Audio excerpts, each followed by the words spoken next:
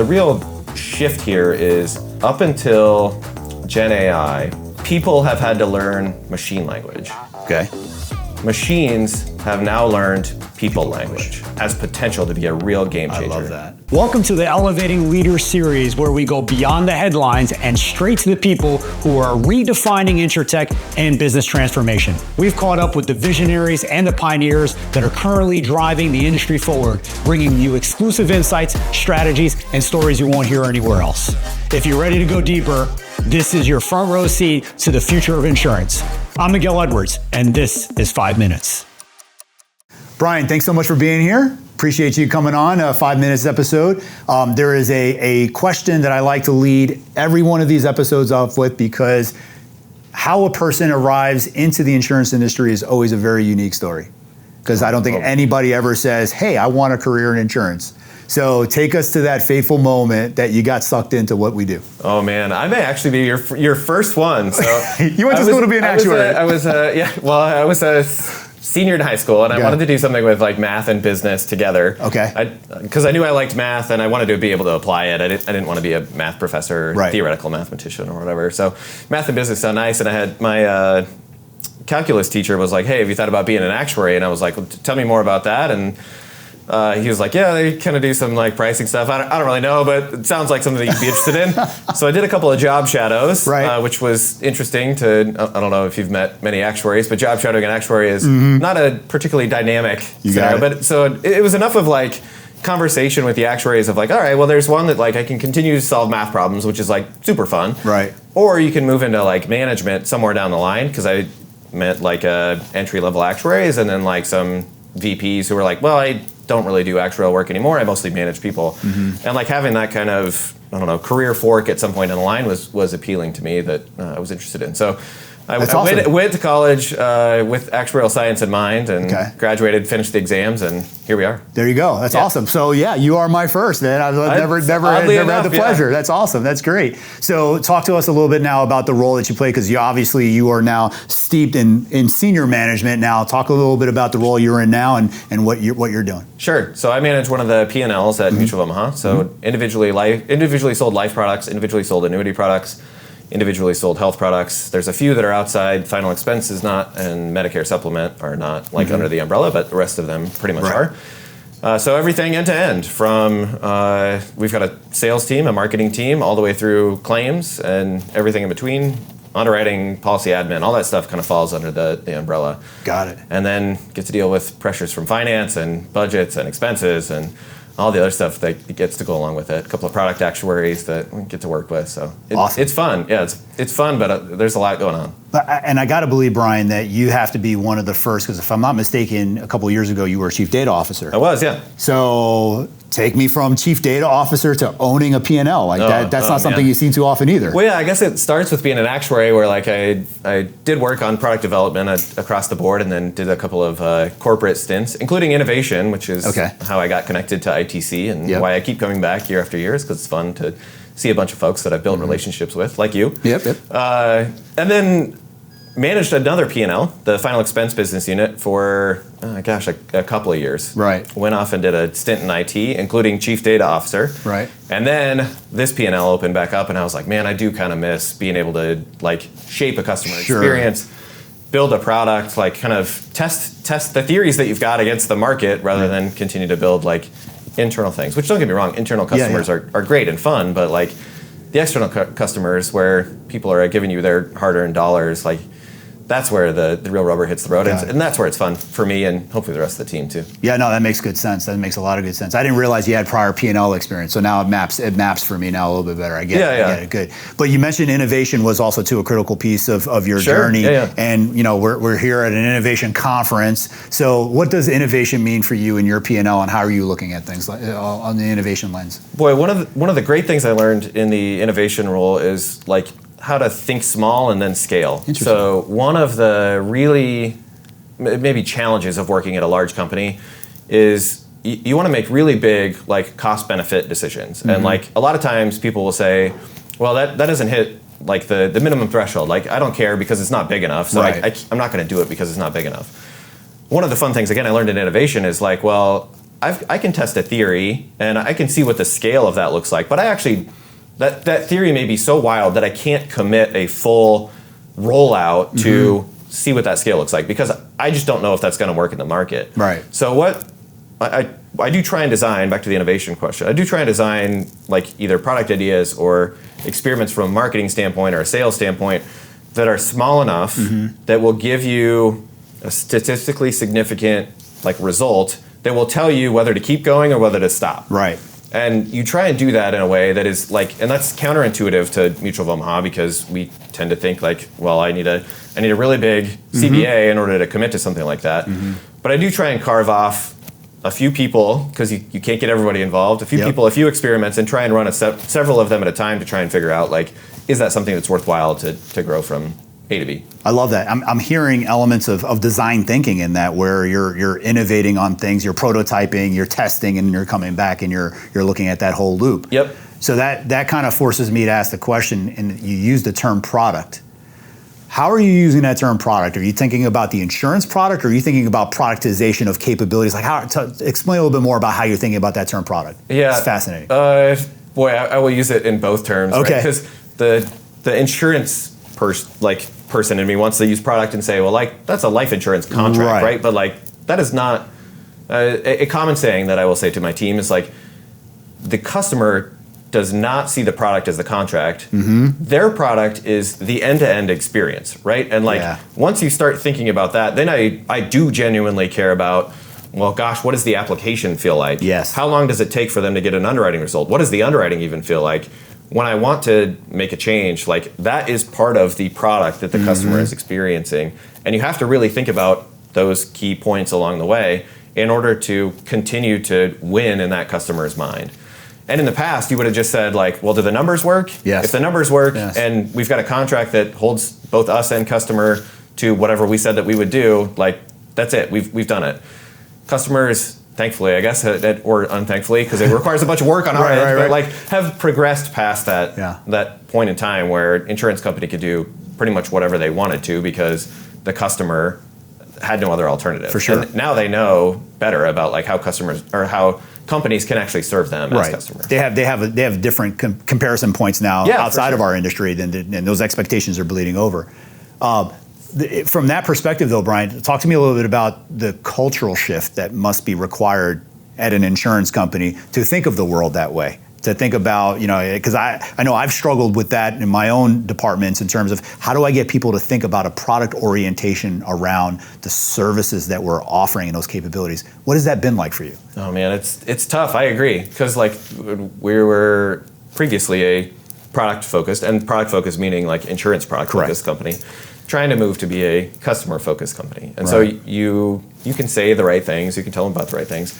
One thing that I found that's been super helpful is when you're faced with like design challenges where you're trying to transform something, I like to use, well, imagine you were Google, how would you solve this problem? Imagine you're Amazon, how would you solve this problem? All right, imagine you're, I don't know, SoFi or something, like a fintech company. How might you solve this particular problem? Right. And you come to maybe different conclusions of like, oh, well, gosh, it's a little easier for you to think outside in that way than it is to like try and design it from your company's perspective, because you're, at least at Mutual of Omaha, the folks have been there for long enough that it's hard for them to wrap their mind around what that looks like. Right. So they only think in like incremental terms. Where if you say, well, gosh, this is how Apple would solve that problem. Like, oh, I get it. Now I'm understanding that the customer experience actually does matter, and I can use other companies as the example of a way to get there. So that's one of the things that I've tried to do to drive that cultural shift. But yeah, to that point, it's tough, man. I mean, folks have been working in the same way for a long time, and well, one of the other things I guess we've tried to do is like isolate teams and say, all right, team, your capability is to go, I don't know, improve underwriting or something, right?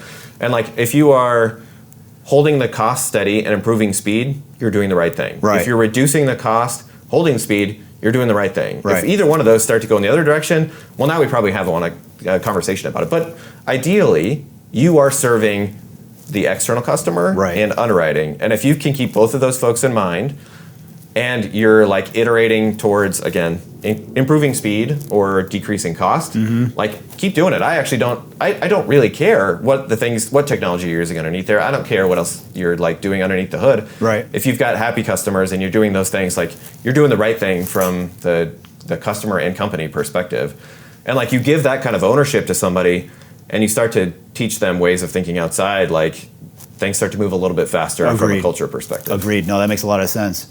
What kind of pressures are you seeing, or I actually have a flip that, what kind of reception are you seeing to the adoption of AI in your particular alliance? Because we talk a lot about it in PNC, we talk a lot about it even in life and health. Yep. In your space, what does the whole AI conversation look like? Boy, so far I've had a couple conversations at this conference about like enhancing the agent's work using AI. So we've got in our call center, the sales center, we have an AI tool that will coach the call center agent. Or the customer mentioned they were in California, read the California disclosure and surface it for them. Right. Oh, they mentioned they were interested in or worried about like an accidental death. Here, you might want to pitch the accidental death product as a way to sell something to you. Like those are the types of things that happen on the prompting side.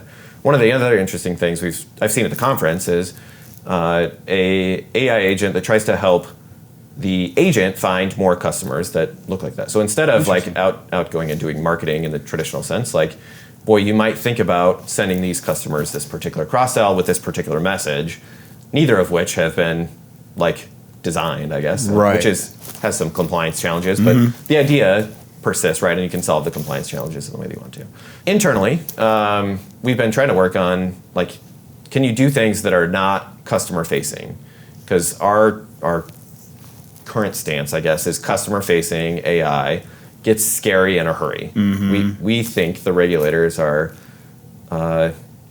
maybe more punitive when you start saying, well, the AI is going to help make a claims decision, an underwriting decision, something like that.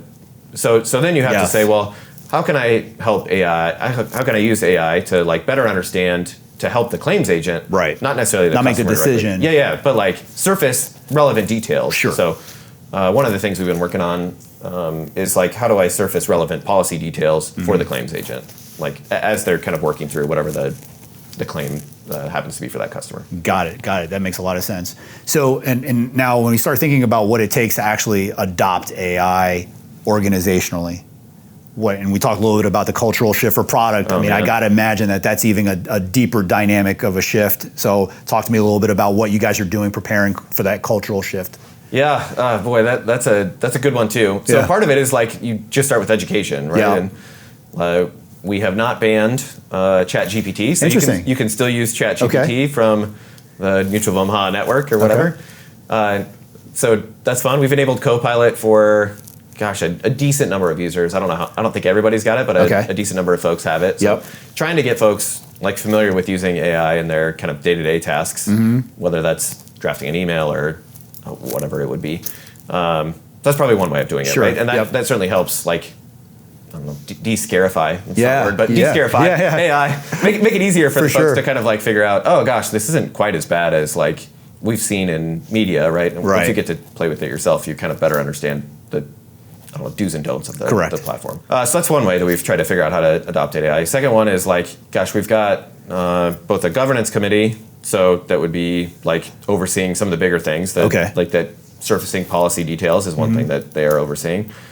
As well as like a center of excellence for folks that are like working on the various use cases that we've got, and we've got several of them that are in flight.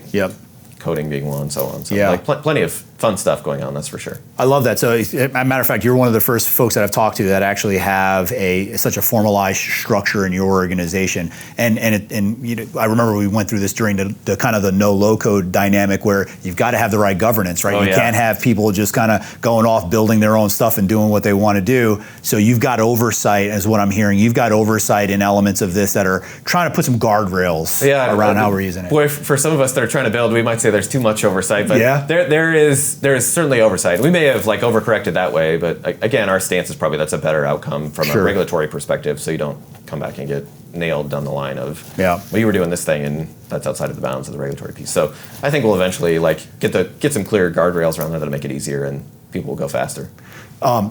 Is AI the hottest thing for you guys right now from an innovation perspective, or is there something else that we're thinking about as well? Oh man, that is an excellent question. It certainly has required a lot of attention. Okay.